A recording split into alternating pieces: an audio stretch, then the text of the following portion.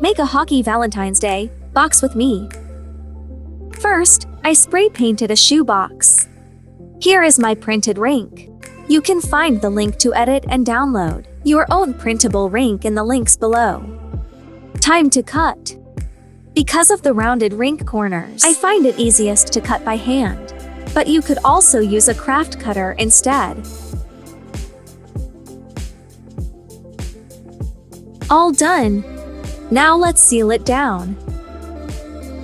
Almost any glue will work, but be mindful of your paper type. Using Elmer's glue on a thinner paper can cause some lumps to form. There we go! Here is where you should cut your hole if you need one. You can move the name and cut a circle in the middle, or make your own in the blank space. You can also cut one under where the goal will go. Mine latch opens, so we'll be using that instead. I hand cut some hearts, then crimped them to decorate the sides. This would be a fun part for your little one to help with. All done.